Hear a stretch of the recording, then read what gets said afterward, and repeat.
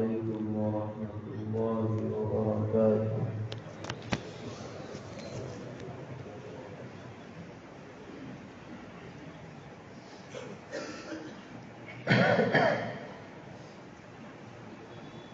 الحمد لله رب العالمين، أشهد أن لا إله إلا الله وحده لا شريك له، وأشهد أن سيدنا ومولانا محمدا عبده ورسوله، صلى الله تبارك وتعالى عليه وعلى آله وأصحابه وذرياته أجمعين. أما بعد، فأعوذ بالله من الشيطان الرجيم. بسم الله الرحمن الرحيم. ألف لام ميم، ذلك الكتاب لا ريب فيه هدى للمتقين. صدق الله مولانا العلي العظيم. معزز اساتذہ کرام، طالبان علوم نبوت اور قریب اور دور سے تشریف لانے والے فرزندان توحید، یہ مجلس بہت مبارک ہے، جس میں آپ کے اس بافیض ادارے سے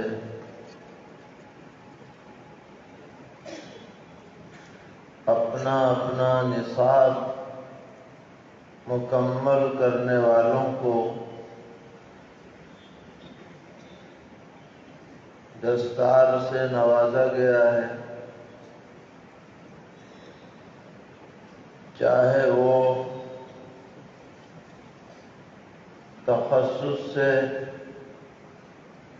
تکمیل کرنے والے ہوں یا ابتدا سے یا دورہ حدیث شریف سے یا حفظ قرآن کی سعادت انہوں نے حاصل کی ہو، ایسے سب خوش نصیب لوگوں کے سروں پر علماء کرام کے ہاتھوں دستار باندھی گئی۔ یہ دراصل عزت افزائی بھی ہے اور ذمہ داری کا احساس دلانے کا ذریعہ بھی۔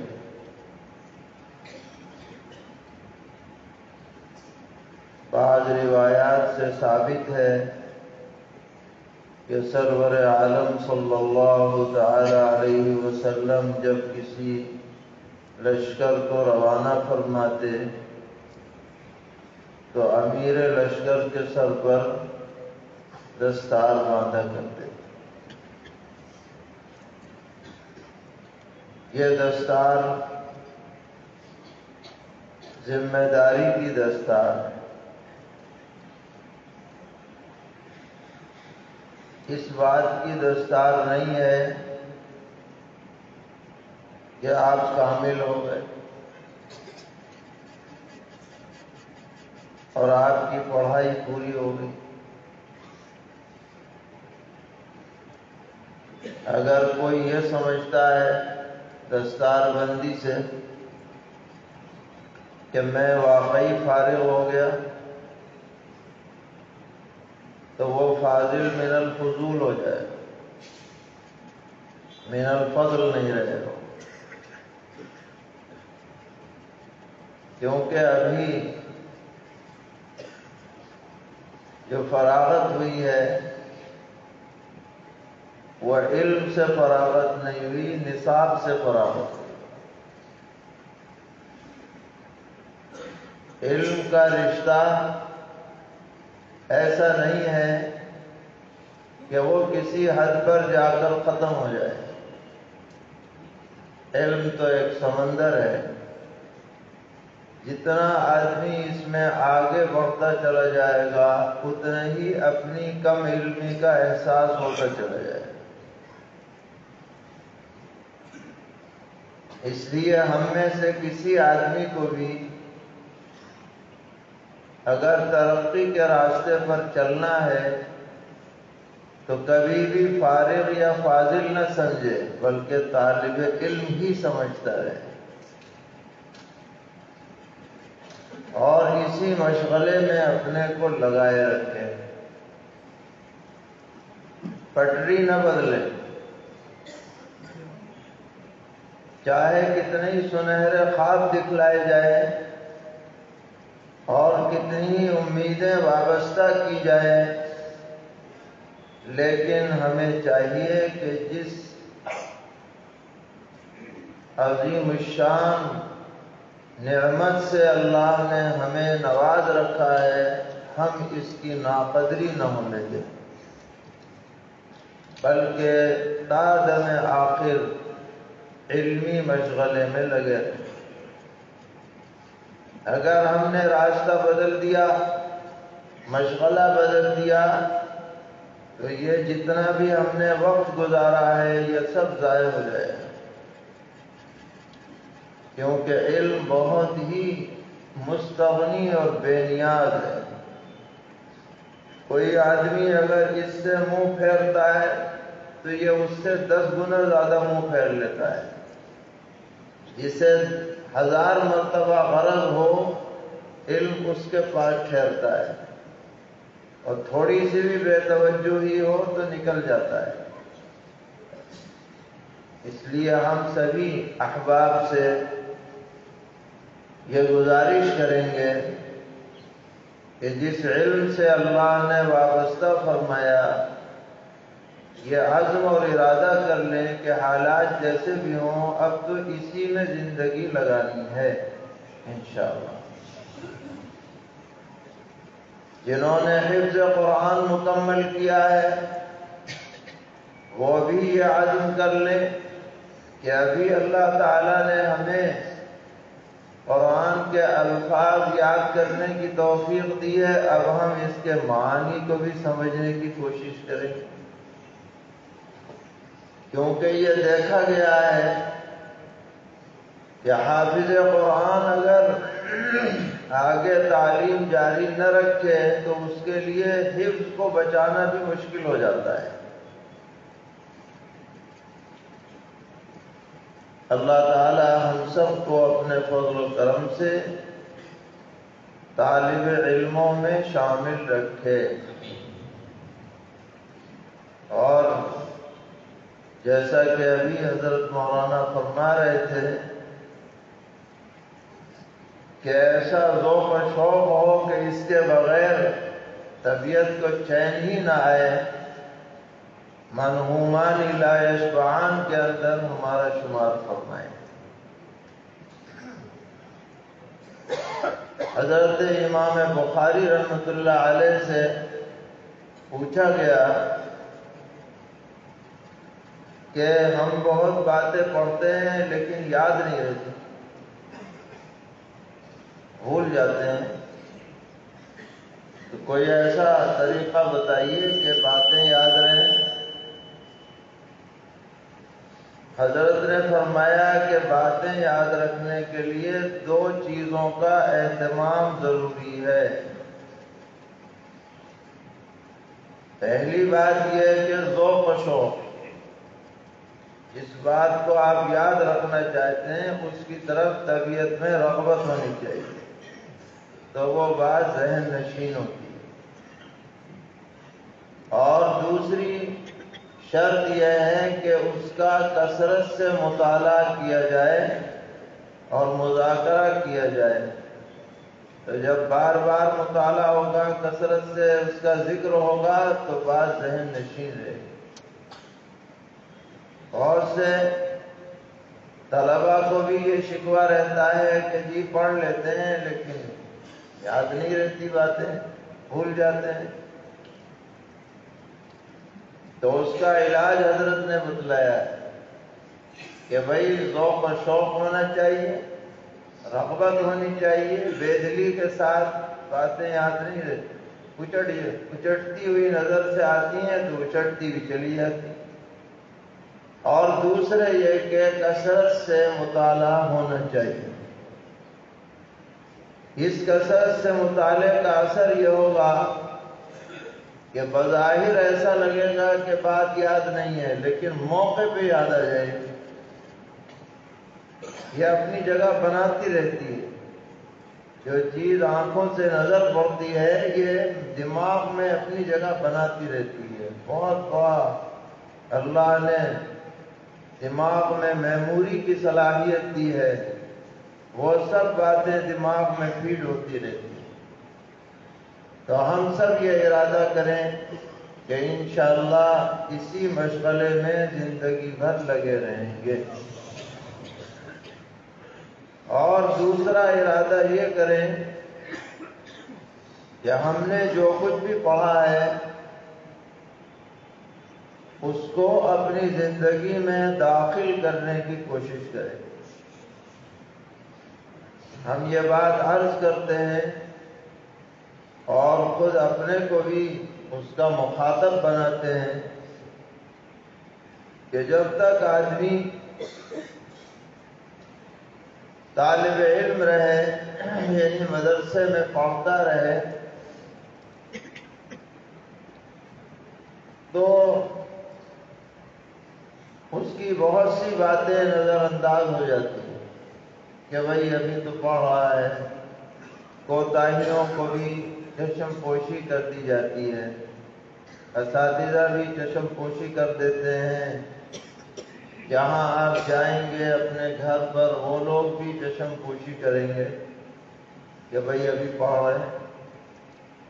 لیکن جب آپ کے سر پر دستار باندھ دی گئی اور آپ کے ساتھ عالم یا مفتی کا لقب وابستہ ہو گیا، تو اب جب آپ گھر جائیں گے، اپنے گاؤں جائیں گے، اپنے رشتہ داروں میں جائیں گے، تو لوگ یہ نہیں پوچھیں گے کہ تم کتنے نمبر حاصل کر کے آئے ہو، تمہاری نحو و صرف کیسی ہے، بلاغت میں تمہارا کیا مقام ہے، منطق فلسفے میں تمہاری کتنی مہارت ہے، تم نے افتاء میں رہتے ہوئے کتنے مسائل حل کیے، کتنے مقالے لکھے۔ لوگوں کو اس سے کوئی غرض نہیں ہے، وہ تو ہمیں دیکھیں گے کہ بھئی یہ بتاؤ یہ 5 وقت کی نماز مسجد میں باجماعت پڑھنے کا اہتمام کر رہے ہیں یا نہیں کر رہے ہیں۔ اگر کر رہے ہیں تو وہ سمجھیں گے کہ ہاں انہوں نے اپنے لقب کا اور جو انہیں عالم کا ایک نام ملا ہے اس کی لاج رکھی۔ جس ادارے سے یہ پڑھ کر کے آئے ہیں اس ادارے کی عزت بھی لوگوں کے ذہن میں ہوگی کہ بھئی اچھی تربیت کی ہے۔ لیکن اگر اس میں کوتاہی ہوگی تو چاہے آپ اپنے درجے میں اول پوزیشن پہ آئے ہوں، لوگوں کی نظر میں آپ کو وہ مقام نہیں مل سکے گا جس کے آپ مستحق ہیں۔ اسی طرح ہمارا لوگوں کے ساتھ لین دین، معاشرت، ہمارے اخلاق، ہمارا کردار، یہ سب ہمارے علم کے مطابق ہونا چاہیے، کوشش کرنی چاہیے، اور کوشش کرے گا آدمی تو انشاءاللہ کامیاب بھی ہو جائے گا۔ ہمیں لوگوں کے سامنے ایک بہترین نمونہ بننا چاہیے، آئیڈیل بننا چاہیے۔ لوگ دیکھ کر کے کہیں کہ بھئی ان سے دین سیکھا جائے، ان کی نقل و حرکت سنت اور شریعت کے عین مطابق ہے، یہ ہمارا کردار ہونا چاہیے، اور اس کردار کو حاصل کرنے میں کوئی رکاوٹ نہیں ہے، کوئی روک نہیں۔ آپ جانتے ہیں کہ 2 رتبے تو دنیا میں کسی کو اب حاصل نہیں ہو سکتے، ایک نبوت کا اور ایک صحابیت کا، لیکن اس کے علاوہ جتنے بھی مراتب ہیں اللہ تبارک و تعالی اس سے سب کو نواز سکتے ہیں، دل میں تڑپ اور طلب ہونی چاہیے۔ ایسا نہیں ہے کہ جو اولیاء اللہ گزر چکے ہیں اب ان کے درجے کا قیامت تک کوئی آ ہی نہیں سکتا، ایسی کوئی پابندی نہیں۔ تو ہم سب کو سنت اور شریعت کے مطابق زندگی گزارنے کا عزم کرنا ہے، اور اس میں کوئی کوتاہی نہیں کرنی۔ ہم ارادہ کریں گے اور عزم کریں گے تو انشاءاللہ اللہ کی توفیق ہمارے ساتھ شامل حال ہو۔ آپ نے کتابوں میں پڑھا ہوگا صحابی رسول سیدنا حضرت معاذ بن جبل رضی اللہ تعالی عنہ، جن کا صحابہ کرام میں بڑا اونچا مقام ہے، حالانکہ وہ زیادہ لمبی عمر پانے والے صحابہ میں نہیں، جوانی کے عالم میں اسلام لائے۔ روایت میں آتا ہے کہ جب اسلام لائے تو داڑھی بھی نہیں نکلی، 17-18 سال کی عمر، اور یہ اس جماعت میں شامل تھے انصار مدینہ کی کہ جس نے ہجرت سے پہلے سرور عالم صلی اللہ تعالی علیہ وسلم سے مینا کی گھاٹی میں بیعت کی تھی، اس میں شامل تھے۔ تو پیغمبر علیہ السلام کی خاص نظر ان پر تھی، جو آپ کے چہیتے صحابہ میں سے ہیں ان میں سے ایک حضرت معاذ بن جبل رضی اللہ عنہ۔ کم عمری کے باوجود انہوں نے اتنا علم حاصل کیا کہ نبی اکرم صلی اللہ تعالی علیہ وسلم نے فرمایا کہ صحابہ کرام میں سب سے زیادہ حلال اور حرام کا علم رکھنے والوں میں حضرت معاذ بن جبل رضی اللہ تعالی۔ پیغمبر علیہ السلام فرماتے ہیں کہ قرآن پاک اگر کسی کو سیکھنا ہو تو 4 صحابہ سے سیکھو، حضرت معاذ بن جبل، حضرت عبداللہ ابن مسعود، حضرت ابی بن کعب، حضرت سالم مولا ابی حذیفہ رضی اللہ تعالی عنہ۔ فرماتے ہیں کہ یہ وہ صحابہ تھے جو قرآن پاک جتنا بھی نازل ہوتا سب کا سب یاد کر لیتے، جیسے جیسے آیات اترتی تھیں یہ سب کو یاد کر لیتے۔ تو 9 عمر صحابہ میں سے ہیں، مگر علم کا ذوق اور شوق ہے، اور اسی علمی ذوق و شوق کی وجہ سے آپ نبی اکرم علیہ السلام کے چہیتے بن گئے۔ آپ نے اساتذہ سے روایت سنی ہوگی کہ حضرت معاذ بن جبل رضی اللہ تعالی عنہ فرماتے ہیں کہ ایک دن نبی اکرم صلی اللہ تعالی علیہ وسلم نے میرا ہاتھ پکڑا اور فرمایا یا معاذ واللہ انی لاحبک، میاں معاذ قسم ہے اللہ کی مجھے تم سے محبت۔ بتائیے خود پیغمبر علیہ السلام جس کو یوں کہے کہ مجھے تم سے محبت ہے، وہ کتنا بڑا خوش نصیب آدمی ہے۔ حضرت معاذ رضی اللہ عنہ فرماتے ہیں کہ میں نے بھی عرض کیا کہ واللہ انی لأحبک یا رسول اللہ، کہ حضرت مجھے بھی آپ سے محبت ہے، اور طرفین سے محبت ہے۔ تو پیغمبر علیہ السلام نے فرمایا کہ اچھا جب یہ بات ہے تو ہر نماز کے بعد یہ دعا ضرور پڑھ لیا کرو، اللہم اعنی علی ذکرک و شکرک و حسن عبادتک۔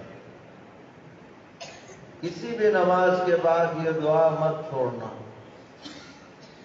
کہ اے اللہ اپنے ذکر، اپنے شکر اور اپنی عبادت اچھی طرح کرنے پر میری مدد فرمائیے، کیونکہ اللہ کی مدد کے بغیر نہ زبان ہل سکتی ہے، نہ دل میں شکر پیدا ہو سکتا ہے، نہ آدمی اچھی طرح عبادت کر سکتا ہے۔ ہر قدم پر اللہ کی مدد کی ضرورت ہے۔ روایت میں ہے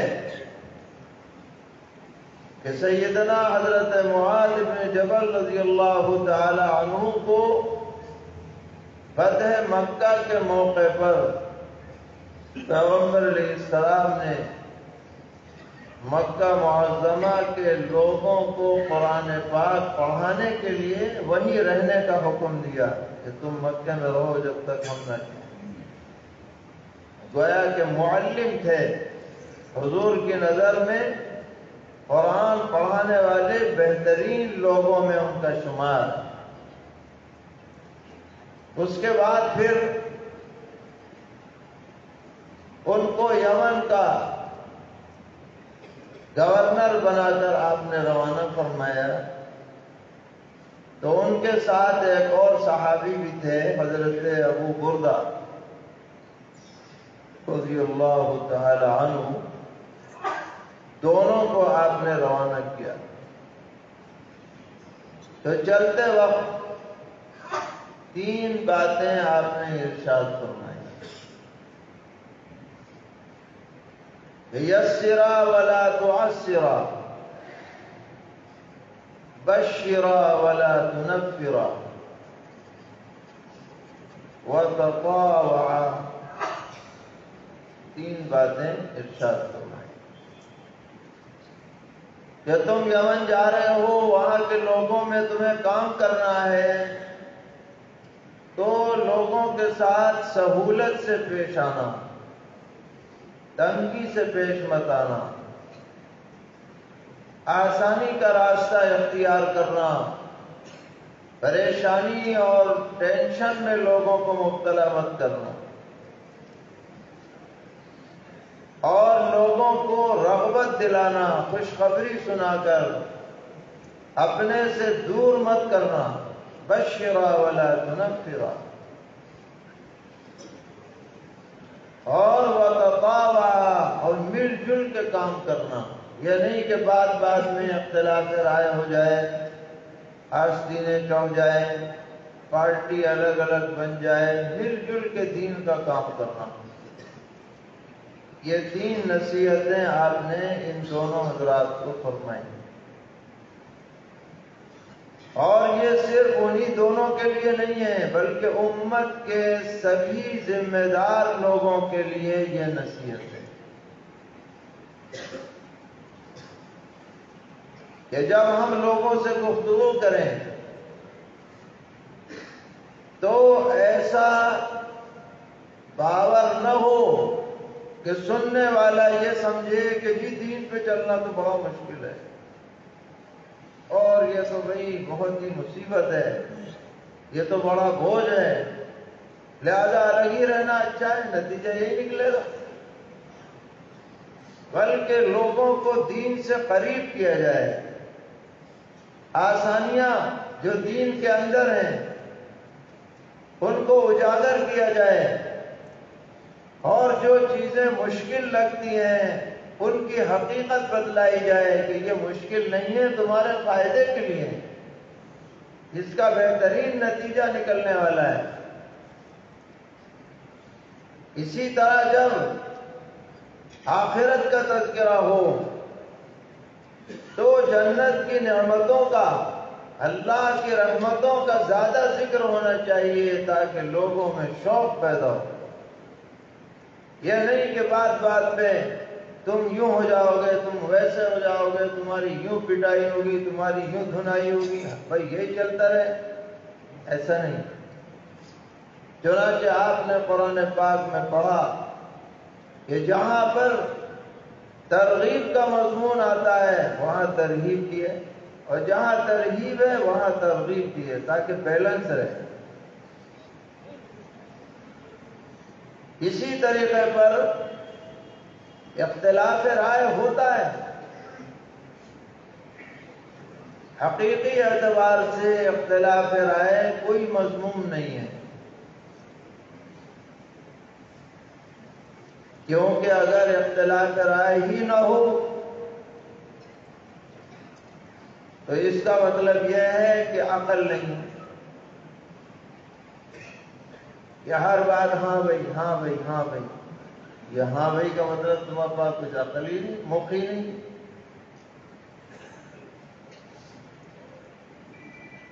یہ بھی غلط ہے۔ اور ہر معاملے میں اختلاف ہو جائے اور اس طرح ہو جائے کہ جو میں کہہ رہا ہوں سمجھ رہا ہوں اور میں جس نتیجے پر پہنچا ہوں بس وہی پتھر کی لکیر ہے، اب اس سے ہٹنا نہیں ہے، چاہے غلط ہی کیوں نہ ہو، یہ بھی غلط ہے۔ صحیح کیا ہے؟ اختلاف رائے ہو لیکن حق کو قبول کرنے کی صلاحیت۔ اگر ہماری رائے کے خلاف صحیح رائے سامنے آ جائے تو ہم اپنی بات پہ نہ جمیں، دوسرے کی بات کو وسیع الظرفی کے ساتھ قبول کریں اور فتنے سے حد الامکان بچیں۔ ہماری ذات کسی جگہ بھی فتنے کا سبب نہ بنے۔ دیکھیے 4 درجے ہیں، 4 درجے ہیں۔ ایک ہے 3، یہ ہے نمبر 1۔ اس کے بعد ہے جماعت اور ادارہ، اس کے بعد ہے خاندان، اس کے بعد ہے شخصیت۔ جب بھی ٹکراؤ ہو آرا میں، نظریات میں، ترجیح دین کو۔ اب چاہے ادارہ رہے نہ رہے، خاندان رہے نہ رہے، شخصیت رہے نہ رہے، دین رہنا چاہیے، کیونکہ بقا دین کو ہے، اس سے نیچے کے کسی کو بقا نہیں۔ آدمی کا ذہن کھلا رہنا چاہیے، بھئی دین میں بگاڑنا ہے۔ اگر دین میں بگاڑ نہیں آ رہا تو اب ادارہ بچے گا، اب نمبر آئے گا ادارے کا، جماعت کا، تنظیم کا۔ اگر تنظیم پر بھی کوئی آنچ نہیں آ رہی، دین پر بھی آنچ نہیں آ رہی، اب بچایا جائے گا اپنے معاشرے کو، اپنی برادری کو، اپنے خاندان کو۔ اس کے بعد نمبر آتا ہے ذات کا۔ تو اگر طبیعت کے اندر یہ کھلا پن آ جائے تو کتنے ہی اختلافات اپنی جگہ پر دفن ہو سکتے ہیں، اور اگر تنگی پیدا ہو جائے ذہن میں، تعصب پیدا ہو جائے، جماعتی تعصب ہو، تنظیمی تعصب ہو، خاندانی تعصب ہو، ذاتی تعصب ہو، تو یہی سارے فتنے کی جڑ اور بنیاد بنتی۔ تو اجتماعی زندگی کے لیے یہ ہدایت بہت اہمیت رکھتی ہے، وَتَطَاوَعَا، دونوں مل کے کام کرو۔ تمہاری رائے اصل نہیں ہے، دین اصل ہے۔ ایک موقع پر حضرت امیر معاویہ رضی اللہ تعالی عنہ نے ایک رائے پیش فرمائی۔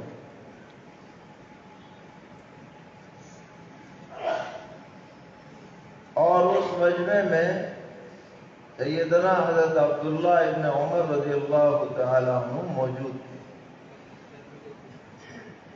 بات ایسی تھی کہ اس کا صحیح جواب دیا جا سکتا تھا اور وہ جواب بھی حق تھا،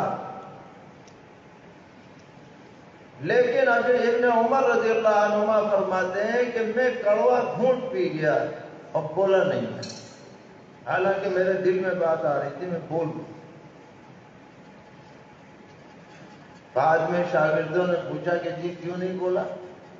کہا کہ میں نہیں اچھا سمجھتا تھا کہ میری وجہ سے امت میں ذرہ برابر بھی اختلاف ہو، میں نہ سبب کروں۔ اسی مجلس کے اندر ہنگامہ ہو جاتا اگر میں جواب دے دیتا۔ کڑوا گھونٹ پی گئے کیونکہ امت اصل ہے، دین اصل ہے، دینی مفاد اصل، اور تطاوع، مل جل کے کام کرو، نہ ہم رہیں گے نہ آپ رہیں گے، دین رہے گا۔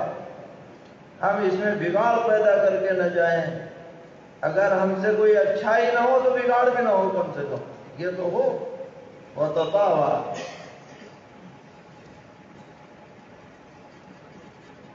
جب ہم دیوبند سے مدرسہ شاہی جانے لگے تو حضرت والد صاحب نور اللہ مرتضیٰ نے چند خاص نصیحتیں فرمائی۔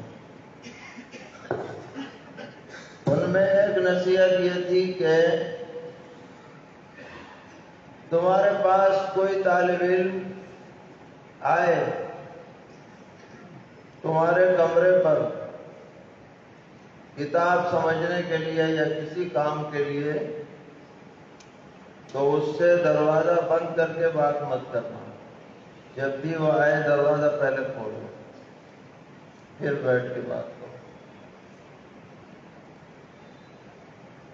دوسری نصیحت یہ فرمائی کہ اگر مدرسے میں کسی دوسرے استاد کے پاس پڑھنے والا طالب علم اس کتاب کو سمجھنے کے لیے تمہارے پاس آئے تو تم منع کر دینا کہ انہی سے سمجھو جو تمہیں پڑھا رہے ہیں، تم کچھ مت کہنا اس بارے میں، کیوں کہنا کہ جس سے تم پڑھ رہے ہو اسی سے سمجھو۔ اور تیسری بات حضرت نے فرمائی کہ اپنی طرف سے کسی بھی انتظامی معاملے میں دخل مت دینا۔ مدرسے والے کیا کر رہے ہیں کیا نہیں کر رہے تمہیں کوئی مطلب نہیں، تم تو اپنا کام کرو۔ اگر مدرسے کے منتظمین تم سے مشورہ لیں کسی معاملے میں تو مشورہ دے دینا، مگر اصرار مت کرنا۔ اگر مان لیا جائے سبحان اللہ، نہ مانے جائے تو الحمدللہ۔ تو حضرت کی ان باتوں پر جہاں تک توفیق ملی عمل کیا گیا تو بڑی عافیت رہی، بڑے فتنوں سے اللہ تعالیٰ نے حفاظت فرمائی۔ اور اپنے ساتھیوں کا، اپنے ساتھ کام کرنے والوں کا، چاہے وہ آپ کے ادارے میں ہوں یا دوسرے ادارے میں ہوں، دل سے اکرام کیا جائے۔ اگر کوئی ہمارا ساتھی کام کرنے والا آگے بڑھ رہا ہے تو خوش ہوا جائے، اللہ کا شکر بجا لائیں کہ بھئی اللہ نے دین کی خدمت کے لیے ایسے افراد پیدا کر رکھے ہیں، ان کے لیے دعائے خیر کریں، اور کسی بھی معاملے کے اندر شر کی بنیاد نہ ڈالیں بلکہ خیر کی بنیاد ڈالیں، یہ ہمارا جذبہ ہونا چاہیے۔ تو اللہ تعالیٰ ضرور مدد فرمائیں۔ یہ نصیحتیں صرف انہی کے لیے نہیں ہیں بلکہ ہم سب کے لیے ہیں۔ یسرا ولا تعسرا، بشرا ولا تنفرا، وتطاوعا، مل جل کے کام کرو، دین سب کا ہے۔ دین کی مثال ایسی ہے جیسے چھپر ہے، ابھی تو پکی چھت بننے لگی، پہلے چھپر ڈالے جاتے تھے اور چھپر زمین پہ بنایا جاتا تھا، زمین پہ رکھ کر اسے تیار کیا جاتا تھا۔ جب اسے چھت پر لگانے کا وقت آتا تھا تو کوئی اکیلا نہیں اٹھا سکتا اسے، ورنہ ٹوٹ جائے گا۔ سارے محلے والوں کو بلایا جاتا تھا کہ بھئی چھپر لگ رہا ہے، چھپر لگ رہا ہے، سب تھوڑا تھوڑا ہاتھ لگاؤ، بیلنس برابر ہے پھر لگایا جائے۔ دین جو ہے چھپر ہے، اکیلے سے کسی سے نہ اٹھا ہے نہ اٹھ پائے، سب مل جل کے کیا ہے کسی اٹھائیں گے۔ سارے شعبے جو ہیں دین کے وہ زندہ رہیں گے تو دین زندہ رہے گا۔ سب لوگ ہاتھ لگائیں جیسے جس سے ہو سکے، یہ جذبہ ہمارے اندر رہنا چاہیے، تو انشاءاللہ بات بنے گی، چلے گی۔ دین کسی بھی کام میں محدود نہیں، ہر شعبے کی اپنی جگہ ایک حیثیت ہے، ضرورت ہے۔ جیسے ایک بڑا مکان ہوتا ہے، اس مکان میں ہر کمرے کی اپنی حیثیت، حتیٰ کہ بیت الخلاء کی بھی ایک حیثیت، اگر اس میں کمی رہ جائے تو مکان ناقص ہو جائے۔ ایسے ہی دین کے سارے شعبے، تعلیم ہو، تزکیہ ہو، دعوت ہو اور دیگر شعبے ہوں، یہ سب زندہ رہنے چاہیے، چلنے چاہیے، اور ہم ان کے معاون ہونے چاہیے، چاہے ہم کسی بھی شعبے سے وابستہ ہوں۔ تو بہرحال یہ تینوں نصیحتیں بہت اہمیت رکھتی ہیں۔ حضرت معاذ بن جبل رضی اللہ تعالی عنہ جب یمن روانہ ہونے لگے تو مشکوٰۃ شریف میں روایت آپ نے پڑھی ہوگی کہ آپ صلی اللہ تعالی علیہ وسلم ان کو چھوڑنے کے لیے مدینے سے باہر تک تشریف لائے، اور اس طرح کے حضرت معاذ رضی اللہ عنہ سواری پر تھے اور پیغمبر علیہ السلام پیدل۔ یہ بہت ہی اعلیٰ درجے کی تعلق کی دلیل ہے۔ جب وہاں پہنچے جہاں پر قافلوں کو روانہ کیا جاتا ہے تو نبی اکرم علیہ السلام نے فرمایا کہ معاذ تم جا تو رہے ہو، لیکن اب جب تم واپس آؤ گے تو مجھے نہیں پاؤ گے، میری قبر کو پاؤ گے۔ حضرت معاذ بے قابو ہو گئے، رونے لگے، تو نبی اکرم صلی اللہ تعالی علیہ وسلم نے رخ دوسری طرف کر کے فرمایا کہ ان اولی الناس بی یوم القیامت المتقون من کانوا وحیث کانوا او کما قال علیہ الصلوۃ والسلام۔ کہ میاں معاذ، دنیا تو فراق کی جگہ ہے، یہاں نہ کوئی ہمیشہ ساتھ رہا ہے نہ رہے گا، جو بھی آیا ہے وہ جائے گا آگے پیچھے، یہاں تو جدائی ہونی ہونی ہے، آج نہیں تو کل، کل نہیں تو پرسوں۔ فکر کرو قیامت میں اور آخرت میں ساتھ رہنے کی، تو سن لو، یہ میری طرف سے بشارت ہے، اعلان ہے، قیامت میں مجھ سے وہ لوگ سب سے زیادہ قریب ہوں گے جنہوں نے تقوی والی زندگی گزاری، چاہے وہ کسی خاندان سے تعلق رکھتے ہوں، چاہے وہ دنیا کے کسی خطے سے تعلق رکھتے ہوں، برادری میں محدود نہیں ہے، علاقے میں محدود نہیں ہے، صفت یہ ہونی چاہیے المتقون۔ جو المتقون میں داخل ہو جائے گا اس کو پیغمبر علیہ السلام سے قرب نصیب ہو، سب کے لیے، صرف علماء کے لیے نہیں، صرف حفاظ کے لیے نہیں، صرف مفتیان کرام کے لیے نہیں، صرف مدرسوں سے وابستہ لوگوں کے لیے نہیں، بلکہ پوری امت کے تمام افراد، مرد و عورت، سب کے لیے ہے کہ متقون میں داخل ہو جاؤ تو پیغمبر علیہ السلام کا قرب آخرت میں ضرور مل کے رہے۔ ان اول الناس بھی یوم القیامت المتقون۔ اور تقوی کا مطلب یہ ہے کہ آدمی تمام فرائض کو بجا لائے اور ہر طرح کے منکرات، معاصی، گناہوں سے اپنے کو بچانے کی پوری کوشش کرے، یہ متقی کا مطلب ہے۔ ہو جائے گناہ تو پہلی فرصت میں توبہ کر لے، یہ متقی بننا، یہ ہمارا مشن ہونا چاہیے۔ اسلام کا مشن بھی یہی ہے، اور کتاب اللہ جو قرآن پاک نازل کی گئی اس کا مشن بھی یہی ہے کہ امت متقی بن جائے۔ چنانچہ جو آیت آپ کے سامنے شروع میں پڑھی گئی، الف لام میم ذالک الکتاب لا ریب فیہ، یہ کتاب جس کے منزل من اللہ ہونے میں کوئی شک نہیں ہے، کیا ہے؟ ہدی للمتقین، ہدایت ہے متقین لوگوں کے لیے۔ علماء فرماتے ہیں کہ یہ عجیب بات ہے، متقیوں کے لیے ہدایت ہے، اوروں کے لیے نہیں ہے۔ تو جواب دیا گیا کہ مطلب یہ ہے کہ اس کی ہدایت پر عمل کر کے آدمی متقی بن جاتا ہے، گویا متقی گر کتاب ہے، متقی بنانے والی کتاب ہے۔ قرآنی ہدایات پر آدمی عمل کرے گا تو انشاءاللہ ضرور اس کا شمار متقین اور متقون میں ہو جائے۔ ہم سب کو اس کی فکر کرنی ہے۔ اللہ تعالی ہمیں توفیق عطا فرمائے، اس ادارے کو خوب ترقیات سے معلومات فرمائے۔ سبھی بانیان جو دنیا سے گزر چکے، اللہ تعالیٰ ان کی قبروں کو روشن اور منور فرمائے، ان کے لیے اسے صدقہ جاریہ بنائے۔ جو موجود ہیں اور ملک یا بیرون ملک جو اس کا تعاون کرتے ہیں، اللہ تعالیٰ ان کو اس کا اجر جزیل دارین میں عطا فرمائے۔